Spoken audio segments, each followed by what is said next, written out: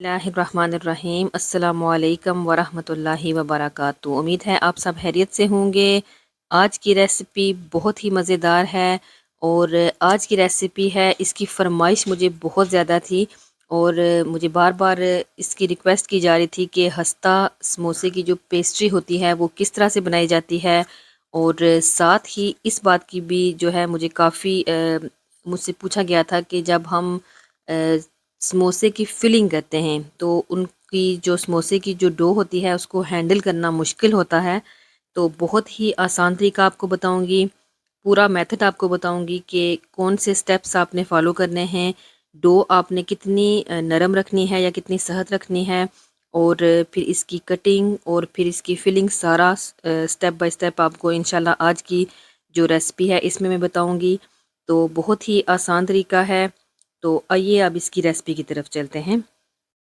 तो इसके लिए सबसे पहले एक बोल में मैं डाल रही हूँ मैदा। मैदा जो है वो हमने लिया है तकरीबन 2.5 कप। थोड़ा सा इसमें गया है नमक, थोड़ी सी इसमें डाली है हमने अजवाइन। अच्छे तरीके से हमने इनको मिक्स कर लेना है। तो मिक्सिंग इसकी हमने प्रॉपर करनी है। अजवाइन और नमक जो थे वो मैंने तकरीबन हाफ़ टी स्पून जो है वो इसमें डाले थे। अब जो है वो मैं इसमें डाल रही हूँ देसी घी। तो इस तरह से 1/3 जिस कप के ऊपर लिखा होता है वो हमने 2 इसमें ऐड करने हैं। पहले एक ऐड किया है, अच्छे तरीके से हमने इसको मिक्स कर लेना है और इसके बाद फिर हमने दूसरा कप इसमें ऐड करना है। एक और बात मैं आपको बताऊं कि घी जो है वो आपने बिल्कुल हल्का सा उसको गर्म कर लेना है। बहुत ज़्यादा गर्म नहीं होना चाहिए, बस हल्का सा बिल्कुल, कि अच्छे तरीके से घी मेल्ट हुआ हुआ जिस तरह से होता है। और उससे बस 1-2 सेकंड और आपने इसको चूल्हे के ऊपर रखना है और फिर आपने इसको मैदे में शामिल कर देना है। अब आप देख सकते हैं कि किस तरह से मैं अच्छे तरीके से घी और मैदा जो है वो इसको मिक्स कर रही हूँ। बिल्कुल इसी तरह से आपने जो है वो हथेली के साथ इसको अच्छे तरीके से प्रेस करके मिक्स करना है। तो इसी तरह से जब हम इसको स्लोली स्लोली मिक्स करते रहेंगे, मिक्सिंग का जो प्रोसेस है ये बहुत ही ज़्यादा ज़रूरी है। तो ये आप देखें, इस तरह से मैं मुट्ठी में ले रही हूँ इसकी जो डो है वो। देखिए किस तरह से, किस फॉर्म में अब ये आ रही है। तो इस तरह से बिल्कुल ये अगर होना शुरू हो जाए तो इसका मतलब है कि घी की क्वांटिटी जो हमने इसमें ऐड किया है वो परफेक्ट है। और अब जो है वो हम नेक्स्ट स्टेप की तरफ आ जाएं। नेक्स्ट स्टेप हमारा ये है कि हमने बिल्कुल थोड़ा सा पानी हमने हथेली में डाल के फिर हमने डालना है। एकदम से ज़्यादा पानी हमने नहीं डाल देना, और जो पानी हम इसके लिए इस्तेमाल करेंगे वो भी नीम गर्म होना चाहिए। आप देख सकते हैं कि अच्छे तरीके से मैं इसको किस तरह से अगेन मिक्स कर रही हूँ, ऐसे मुक्कियाँ भी साथ लगा रही हूँ। तो ये स्टेप जो हैं ये बहुत ही ज़्यादा ज़रूरी हैं। तो अगेन थोड़ा सा पानी डाल के तब तक हम इसको इसका ये स्टेप दोहराएंगे जब तक कि हमारे पास एक सॉफ्ट सी डो तैयार नहीं हो जाती। तो ये जो स्टेप्स हैं, ऐसे मुट्ठी बना के इसको जो है वो डो को मिक्स करना, ये बहुत ज़रूरी है हथेलियों के साथ भी, क्योंकि इसी से ही जो है वो डो जो है वो अच्छी हमारी बनती है। आप यकीन करें जब आप इसको बनाएंगे तो आपको अंदाज़ा हो जाएगा कि सारा कमाल जो होता है समोसे की शेप में, समोसे की फिलिंग में, वो डो का ही होता है। तो अब आप देख सकते हैं कि किस तरह से डो जो है वो हमने मैं इसीलिए वीडियो थोड़ी सी लंबी भी वैसे हो गई है, लेकिन मैंने सोचा कि बिल्कुल भी जो है वो मैं कोई भी स्टेप मिस ना करूं। तो अगेन थोड़ा सा पानी हाथों में ऐसे डाल के मैं अब फिर इसको जो है वो मिक्स कर रही हूँ। जैसा हम रोटी के लिए आटा गूंथते हैं उससे थोड़ा सा हार्ड हमें ये वाला जो आटा है ये हमें चाहिए। तो इस बात का भी आपने ध्यान रखना है, पानी ज़्यादा नहीं डाल दीजिएगा, उससे जो है वो हैंडल करना मुश्किल हो जाता है। अब डो हमारी ऑलमोस्ट रेडी हो चुकी है। एक और टिप मैं आपको यहाँ पर बताऊँ कि इस तरह से उंगली डाल के आपने चेक करना है। अगर जो डो है वो वापस जुड़ जाती है तो इसका मतलब है कि डो थोड़ी ज़्यादा पतली हो गई है। अगर इस तरह से इसी फॉर्म में ये थोड़े टाइम के लिए रहेगी तो इसका मतलब है कि डो हमारी परफेक्ट है। अब तकरीबन 20 मिनट के लिए डो को हमने रेस्ट देना है और 20 मिनट के बाद फिर आ जाते हैं हम इसके नेक्स्ट स्टेप की तरफ। अब हमने क्या करना है कि ये जो डो है इसके हमने पेड़े बना लेने हैं। तो सबसे पहले मैंने क्या किया है, थोड़ा सा आटा ऐसे हाथ में रख के, तो ऐसे आप अंदाज़ा लगा लें कि कितने साइज़ का आपने पेड़ा बनाया है। उससे क्या होगा कि अंदाज़ा करने से फिर जितने भी आप बाद में पेड़े बनाएंगे, फिर आप अंदाज़ा कर सकेंगे कि सारे पेड़े एक ही साइज़ के होने चाहिए। तो ये आप देख सकते हैं कि स्लोली स्लोली अच्छे तरीके से आपने इनको प्रेस भी करना है। ये भी मैं आपको बताऊं कि अच्छे से जो इनके अंदर हवा होती है वो निकल जाए। पेड़े सारे हमने बना लिए हैं। अब हमने इनको प्रेस करना है तमाम को, जितने भी हमने पेड़े बनाए हैं थोड़ा सा इनको प्रेस करना है, इनकी साइड्स और फिर इनके मिडल में से।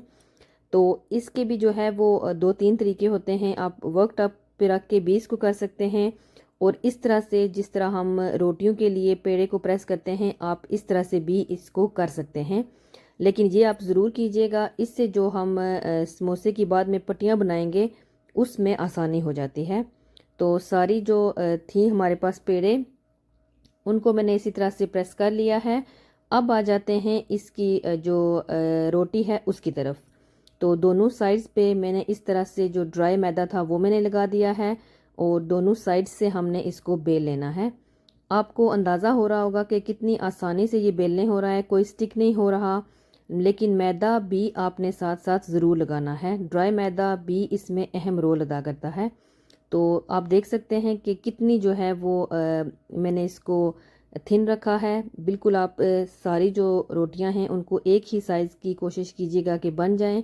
तो स्लोली स्लोली हमने तमाम जो रोटियां हैं इनको बेल लेना है। रोटियां हमारी सारी बन गई हैं। अब सबसे टॉप पर जो रोटी होगी उसको हमने इस तरह से मिडिल से फोल्ड करके थोड़ा सा प्रेस करना है। उसके ऊपर एक मार्क सा बन जाएगा, और उस मार्क पर ही हमने जो है वो नाइफ से फिर बाकी तमाम रोटियों को भी कट कर लेना है। तो ये आप देख सकते हैं कितनी जो है वो अच्छी हमारी जो रोटियां हैं वो बन गई हैं। यकीन करें ये बहुत ही इसको इजी है हैंडल करना भी। तो अब जो है वो जो स्ट्रेट साइड थी उसके ऊपर पानी हमने थोड़ा सा लगाया है, और इस तरह से उंगलियों के ऊपर एक साइड को रख के फिर दूसरी उसके ऊपर फोल्ड कर दी है, और थोड़ा सा हल्के हाथों से प्रेस कर देंगे ताकि जब हम फिलिंग करेंगे तो समोसा जो है वो ओपन ना हो। तो ये जो पेस्ट्री है ये आप कीमा इसके साथ इसके कीमे की फिलिंग करें, बाकी कोई भी आप चिकन की फिलिंग करें, या फिर आप वेजिटेबल की फिलिंग करें, समोसा चाट के लिए भी ये वाली पेस्ट्री जो है वो बिल्कुल बेस्ट है। तो इतने हस्ता ये समोसे बनते हैं। ये तो जब आप बनाएंगे, अभी मैं भी आपको फ्राई करके दिखाऊंगी कि आपको देख के अंदाज़ा हो जाएगा कि ये कितने मज़े की है। अच्छा, ये तो हो गया है एक तरीका। एक और जो है वो मैं आपको दिखा देती हूँ कि अगर आप हाथ पे इसको हैंडल नहीं कर सकते तो वर्क टॉप पे भी आप इस तरह से जो डो है, जो रोटी हमारी है, उसको आप रखें। इस तरह से कुछ आपने हाथों के ऊपर एक साइड को लाना है, फिर ऊपर से दूसरी साइड ले आएँ। तो ये देखें, ये भी एक तरीका जो लर्नर्स हैं उनके लिए स्पेशली। तो फिर आप उसी तरह से फिलिंग करके अब आप आ जाते हैं हम फ्राइंग की तरफ। तो फ्राइंग का मैं आपको बताऊं कि इसकी भी कुछ टिप्स होती हैं कि किस तरह से जो है वो समोसों को हम खस्ता बना सकते हैं।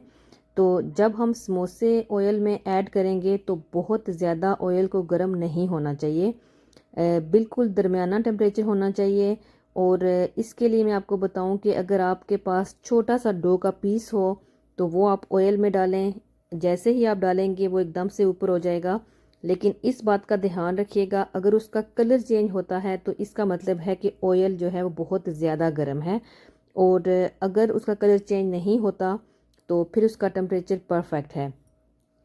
और मीडियम आंच पे, स्लो टू मीडियम, उस पे आपने हमेशा समोसों को फ्राई करना है।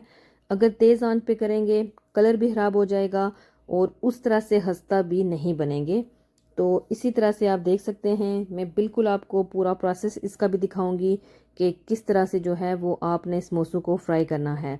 साथ ही आपने इनको टर्न भी करना है, क्योंकि इस तरह से कलर जो है वो दोनों साइड्स पे जो है वो इवनली आ जाएगा। तो कलर का भी इसमें मेन जो है मैं आपको बताऊं होता है। आपको नाइफ से इस तरह से आपको अंदाज़ा हो रहा होगा कि कितने जो है ये खस्ता समोसे हैं। तो दोनों साइड से हमने फ्लिप करके इनको जो है वो फ्राई कर लेना है।